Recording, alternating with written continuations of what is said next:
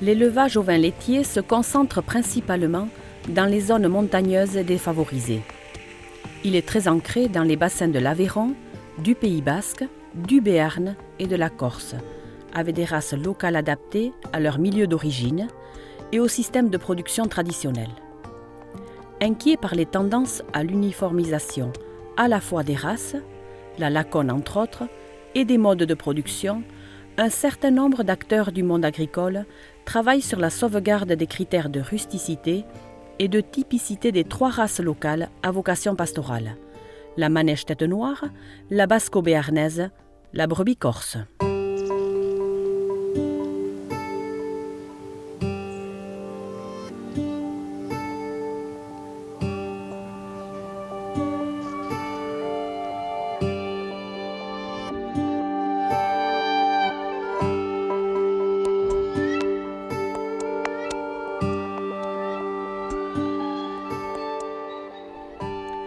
Les centres de sélection, basés à Ordiarpe pour la montagne basque et le Haut-Béarn, et celui de Corse, basé à Aléria, ont pour vocation de gérer et de développer les schémas de sélection des races manèche tête noire, basco-béarnaise et corse. Ce sont aussi des organismes de concertation pour le développement de la production ovine laitière. C'est au travers de leur travail que se concrétise la volonté de pérenniser les races locales et d'en assurer leur promotion. Donc au début des années 1980, il y avait environ 1000 éleveurs de brebis en Corse, à peu près 100 000 brebis également. Et donc il y avait un peu d'introduction de béliers de Sansarde qui devaient concurrencer la race locale. En 1985, donc, il y a un groupe d'éleveurs qui a décidé de sélectionner la race corse et donc qui, avec le partenariat des chambres d'agriculture, a mis en place le contrôle laitier officiel. C'est constitué de 2 centres d'élevage, ici donc à Casabiande et un autre dans le sud, et donc a commencé à rentrer des béliers de petits nombres pour commencer.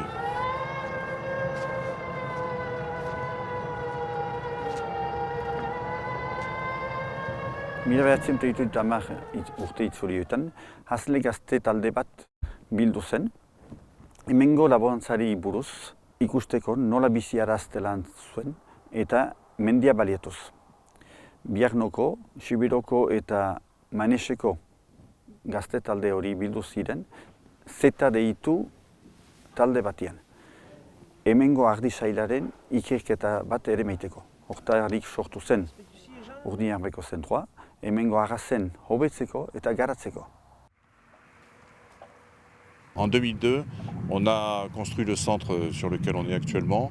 Donc il y a un centre tout à fait fonctionnel qui peut accueillir 1200 animaux chaque année. Et comme tous les schémas laitiers, que ce soit ovin, caprin ou bovin, on a commencé par la sélection sur la quantité de lait à la traite. Et donc a été mis en place le contrôle laitier en partenariat avec les 2 chambres d'agriculture qui gèrent encore aujourd'hui le contrôle laitier en Corse.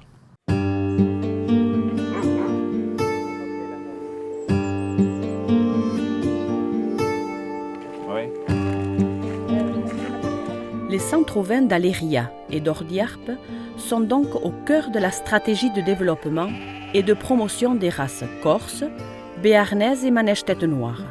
Et tout cela en fonction de la réalité de chaque territoire, des systèmes de production et des besoins des éleveurs. Comment faire évoluer et moderniser les façons de produire sans perdre la spécificité et l'identité des systèmes d'élevage pastoraux.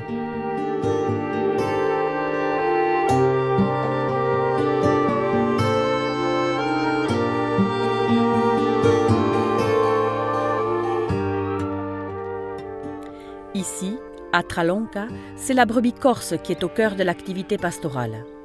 Il s'agit d'une race très ancienne, très bien adaptée à son milieu et traditionnellement composante essentielle de l'agriculture locale.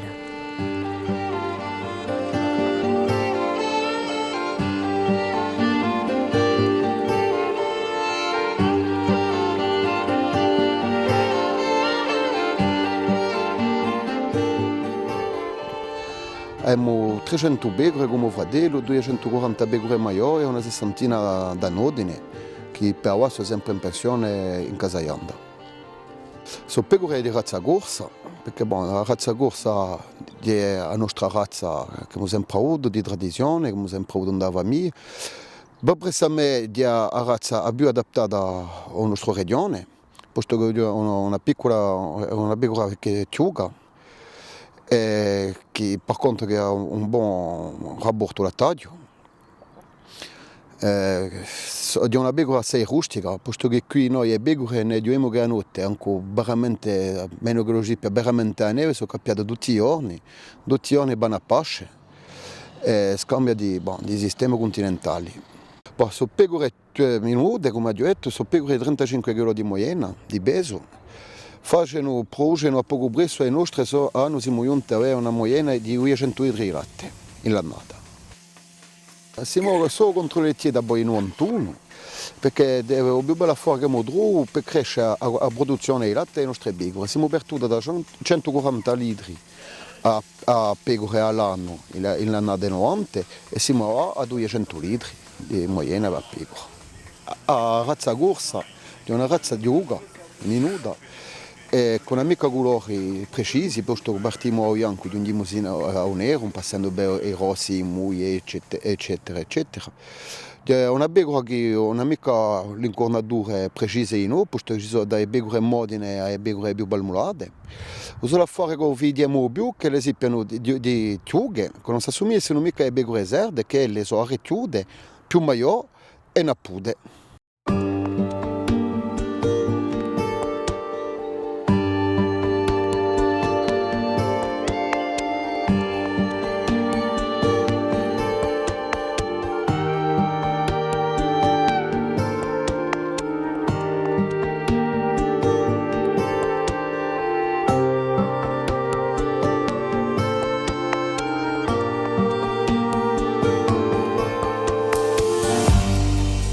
Hori la bost pasei urte plantatu nizalaik aitaiki hemen Larrainen, gu etxaldian. Erabaki dugu algarreki jne kontrolian sartzia, gu erdi bibelz tropaiki. Hein batetan ez nehabo egiteko ber erdi numriaiki. Goguen etxekitzez nahi gunila beti etxeki bortilat juitia, lau hilabetez arramaiatzetik urietala. Eta ez gunila nahi gue lani entzeko maneak sobeak kambiatu. Ekiago bibelz alkartia plantan jarri delaik, interesatu ninduzun hortan parte hartzia. Ardi bibelz hazletan bada bi ikusteko manera. Gainti batetik batutzu esne kantitatia eta kalitatian gaina idien lanian. Eta bestaldetik batutzu laboaia ebetia, ardin itxuan gainen lanina ebetia, adarretan ardi klasan. Hartako duzu bibelz alkartia sortzio edila bizpala urte, amini bat bi ikusteko manen huian tazteko. Alkartien helbuia beita, posible izan dadin laboiantako bizitzia, ardi bibelz eder bateki eta beti bortia baliatzez. Gu etxaltian ez nia horro gaznatzen izugu, ez nia hobeki baliatzen behitugu hola. Ardi bibelzak ezpadu ardi bugorria bezan beste ez nek egiten. Amia penagarri zamaiten dut laboizu maite guz dezen bibelza beste arrazentako. Zen eta hola jarraikitzen badu, ez dateke habo ardik bortietan, eta arriska dateke bortia zikin dadin. Eta geruan, ze irudieki saldukotu gaznak, bai guk laboaiak, mena bai enpresek eta bestek.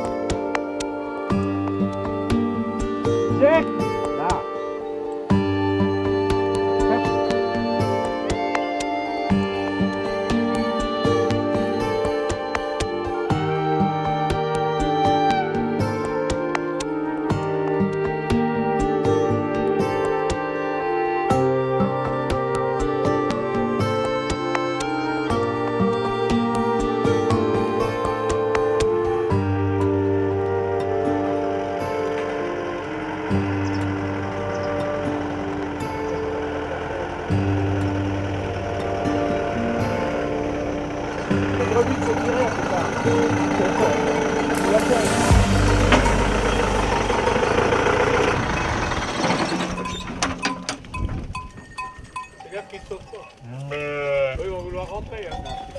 Ouais, ils vont pas tirer là-haut. J'avais toujours rêvé d'être berger parce que mon grand-père était berger et, et que c'est quelque chose qui me faisait rêver, la montagne, les brebis et les brebis dans la montagne. Et à 25 ans, je me suis aperçu qu'en fait c'était la seule chose que j'aimais faire, c'était ça, quoi. Donc j'ai décidé de devenir berger et je me suis installé comme berger sans terre d'abord. Et petit à petit, on a monté une exploitation ici sur le plateau du Bénou à 900 mètres d'altitude. Et voilà, moi j'ai toujours travaillé avec la brebis basco-béarnaise, effectivement, parce que c'était la race traditionnelle ici, la race locale, et j'ai jamais pensé que je pourrais utiliser une autre race que celle-là, parce que de suite, c'est des bêtes que j'ai aimées, parce que d'abord, effectivement, le fait que ce soit une race traditionnelle de la région, c'est vraiment une race qui est adaptée au parcours, qui est capable d'utiliser les parcours de montagne et de les entretenir, et puis de produire du lait avec ces parcours-là, sur ces parcours-là.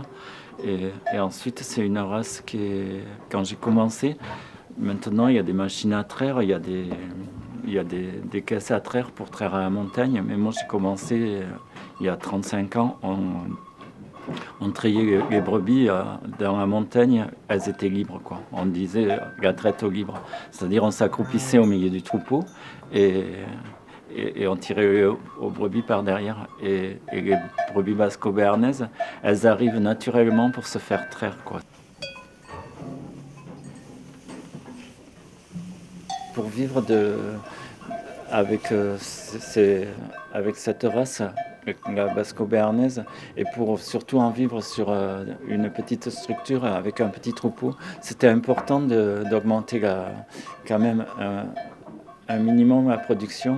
Et aussi pour sauver la race, c'était important d'augmenter la production et de sélectionner cette race, de bien la positionner sur de la production laitière, parce qu'il y avait à l'époque aussi la concurrence de races exogènes comme les lacones ou comme ça, et il y avait un peu une tendance de certains gens à dire bon, nos brebis elles font pas assez de lait, on va se mettre en lacone, quoi. Donc c'était important qu'il y ait un schéma de sélection sur cette race-là, même si moi j'avais du mal à adhérer à tous les critères qui étaient un peu à ce moment-là, et pendant longtemps, la production à outrance et l'uniformisation un peu de la race.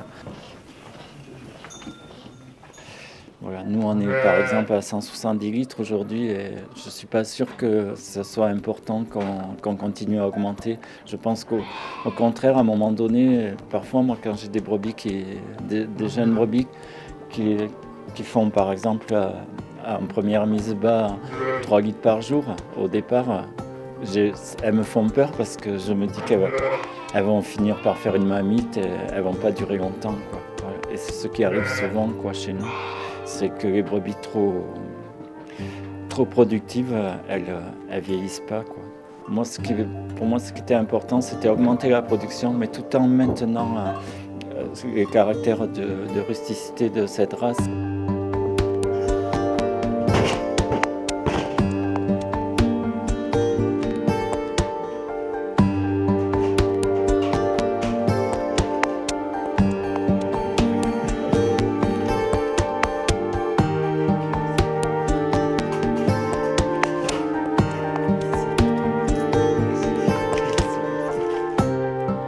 Les races locales sont particulièrement adaptées à leur milieu.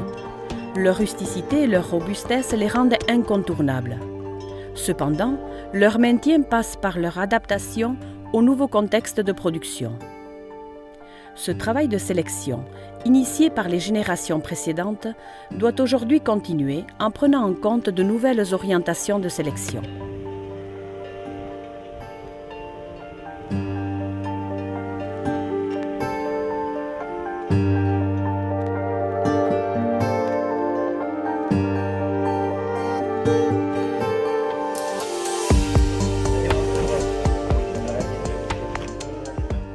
C'est donc un travail de coopération qui s'est mis en place entre les centres de sélection et les éleveurs des 3 régions de production pastorale. L'échange d'expériences entre les éleveurs et l'intervention et l'accompagnement des scientifiques permettent de tracer de nouvelles pistes. Alors un des points essentiels des systèmes pastoraux et transhumants, c'est qu'on est soumis à des aléas climatiques. On ne peut pas arriver à tout maîtriser. Donc on peut avoir un été sec avec très peu d'herbe ou un été pluvieux où il va faire froid, où on va avoir beaucoup d'herbe, mais bon, où les bêtes seront stressées. C'est important que la génétique fabriquée collectivement puisse s'adapter à ce genre de choses-là et que ce ne soit pas l'inverse. Les chercheurs vont nous aider à faire en sorte qu'on arrive à caractériser le niveau de contrainte de chaque élevage et vont nous aider aussi à repérer s'il n'y a pas des effets de reclassement, c'est-à-dire si la génétique s'exprime de la même façon sur les éleveurs à contrainte forte ou sur les éleveurs à contrainte plus faible. Ça va être très important de savoir si on n'a pas laissé des choses en route, donc en sélectionnant essentiellement sur la productivité laitière. Autre élément de rusticité important, c'est la longévité de la carrière productive. Est-ce qu'on n'a pas fabriqué des brebis qui sont fragiles et donc à carrière plus courte? Les chercheurs, là aussi, se sont engagés donc à nous aider à caractériser la longévité des brebis à l'heure actuelle et nous aider à repérer s'il n'y a pas des souches de bélier qui fabriquent des brebis à carrière longue ou courte. Le dernier point qui est très important aussi, dans le cas des systèmes transhumants et qui sont en majorité à production fermière, c'est que les leveurs ne cherchent pas à avoir un pic très très fort au départ, ils cherchent plutôt à avoir une production qui soit régulière sur l'ensemble de la saison laitière. De la même façon, la persistance laitière donc, peut être repérée et les chercheurs vont nous aider à le faire et nous aider à repérer s'il y a des souches ou non qui sont plus ou moins persistantes.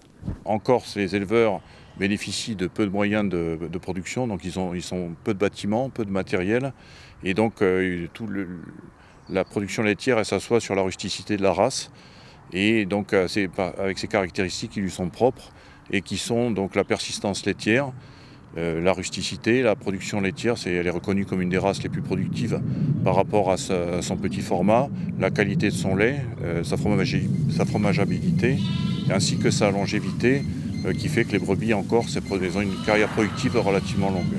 Donc en race corse, on travaille sur le cornage des béliers depuis 2006. En effet, avant cette date, on avait de gros problèmes de cornes qui serraient, et donc c'était des béliers tout à fait invendables auprès des éleveurs en Corse qui ne souhaitent pas du tout acheter de béliers à cornes serrées.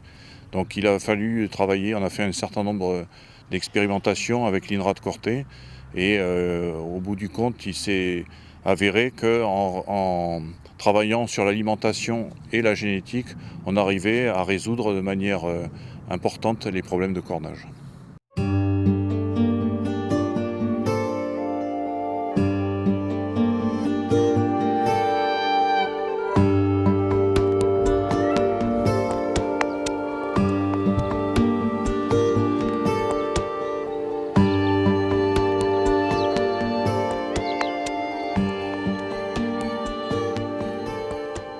Le travail de coopération permet aux éleveurs, techniciens, ingénieurs de mettre en commun leurs savoirs respectifs et de réfléchir à d'autres pistes de travail.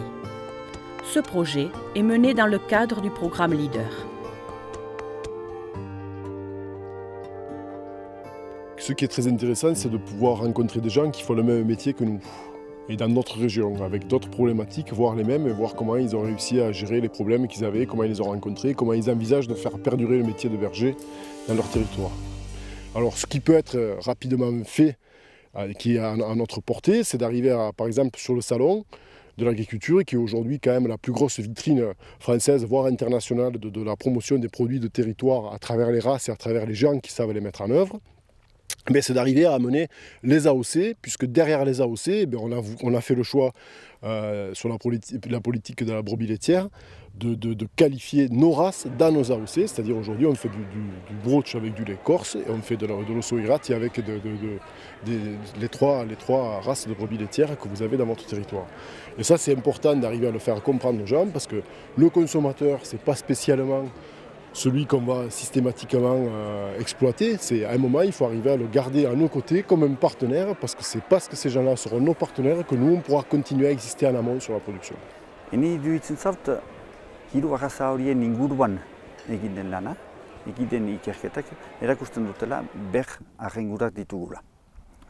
Baina, esperantza emaiten dauku, gure arrazan itxura txikiz, horiekin hemen bizitzea, eta hemengo gure lekien nortasuna atxikitzea.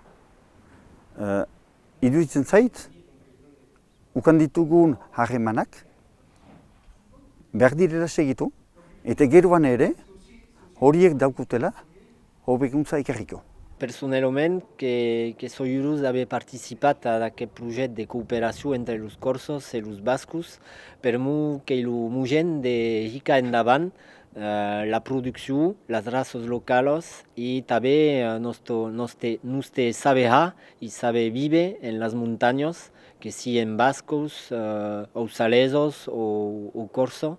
I aquest projecte que deu continuar de viure i continuar d'exchanjar i a experiències comunes per mostrar al món que s'hi pot viure en muntanya amb aquesta raça de d'ollos qui en leit i romatge per poder valoritzar els productes, més també el territori.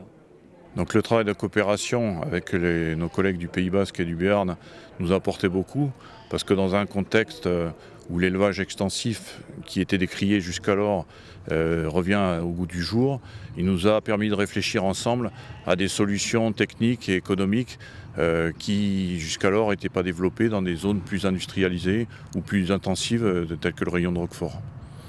Alors le travail qu'on a eu de coopération avec nos amis des Pyrénées, d'abord ça nous a permis de nous rencontrer, d'échanger notre vie au quotidien et parler de la même chose, puisque même si on ne se connaissait pas plus que ça au départ, on fait la même chose et donc on a de suite accroché parce qu'on vit la même chose et on parle de la même chose, avec nos particularités respectives, mais aussi avec nos différences, quoi, parce qu'on ne peut pas transposer un système à un autre en totalité comme ça, quoi.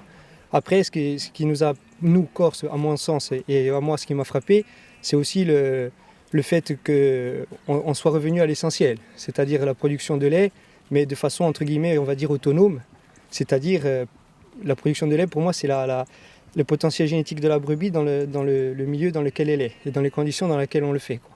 Et donc, par exemple, nous, dans le bassin corse, au niveau sélection, on a démarré sans doute après, on a des résultats qui commencent à arriver à être bons, mais le fait qu'on soit aussi en retard, pour une fois, c'est aussi un atout, parce que ça nous permet de voir un peu les erreurs, entre guillemets, ou les points plus négatifs qui ont été faits dans des bassins qui sont plus avancés. Et donc nous, aujourd'hui, en brebis corse, si on arrive à dégager un potentiel génétique important et à des productions qui commencent à être très intéressantes, c'est aussi de voir comment, dans la sélection, on ne perd pas les critères, je dirais, de rusticité, d'origine de la race, qui font la force de nos brebis, c'est-à-dire le fait qu'elles soient adaptées à notre milieu. Aurten lan bat jaman dugu korsigareki eta biarnezeki. Hola ikusi dugu ez ginela gihau bakotxagu esokuetan eta bakotxagu aldetik txakatzen gunila nula halgunin hobetzen gue ardien rustizitatia. Gero ez dizugu huek rustizitatian ber definizioa.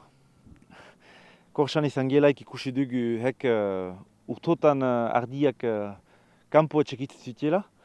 Hola autonomi hau adizie, guk aldiz biarnun eta Euskal Herrin ez dizu bat bergaiza, bortxatu gututz bizpalau hilabetez gue ardien etxekitzia barnen arruan gat. Hoa itzina espero dit hurinago junen gela, gue esperientzien partekatzeko eta ikusteko zerbait ahaldugunez baliatzen bata bestetik gue ardien arrazan genetika hobetzeko. Al di là della selezione puro che hanno fatto i Wasche e i Bernè con noi, ciò che mi ha più interessato è la sua maniera di lavorare insieme soprattutto. Ciò che mi è piaciuto di avere gente così Mi faceva pensare appena come erano dei tempi di noi, che all'epoca oggi non siamo più. O più che il mercato siamo aperti di là, di sta fare di fratellanza, di darsi a mano tra loro, cioè ciò di questo. E dopo, in tutta la sua maniera di lavorare, per noi, da maniera impariamo tutti i giorni, per a stranieri e da altri paesi. E per questo che ci interesserebbe di continuare ad andare a bere. Voilà. Moi, ce que j'ai appris chez les Corses, c'est cette notion de durabilité de la production, qu'ici on était plutôt sur des critères de pic de lactation importants, alors que maintenir la lactation sur un long temps, ça permet d'avoir des bêtes qui sont effectivement plus résistantes, ce que portent les Basques par exemple sur les critères de beauté de la race, de plaisir et de fierté de la beauté du troupeau. Et puis ici aussi en Béarn, on a gommé ces choses-là, mais dans le cœur de tous les bergers en Béarn aussi, ça y est. Et c'est important de partager sur tous ces critères-là, je pense, pour les trois races, pour leur maintien. Voilà, cette prise en compte d'utilisation de ressources locales et aussi de culture autour de ces races pour l'avenir, c'est important. Si on arrive aujourd'hui à vendre nos produits, on arrivera à rester dans nos territoires. Si on n'arrive pas à vendre nos produits, si on arrive à travailler sur des marchés de masse qui sont équivalents de la mondialisation, on n'arrivera pas à s'en sortir parce que mécaniquement et financièrement, on ne peut pas être aussi performant que des gens qui vont travailler des grands volumes sur des systèmes qui sont plus faciles en périphérie de bassins de production céréalière, par exemple, où ça serait plus facile. Nous, notre particularité, c'est non, on n'est pas sur un marché de niche, mais on est sur un marché d'un produit qui est spécifique. Et en aucun cas, il faut normaliser ce produit avec tout ce qui se fait ailleurs. Notre richesse à nous, c'est notre différence.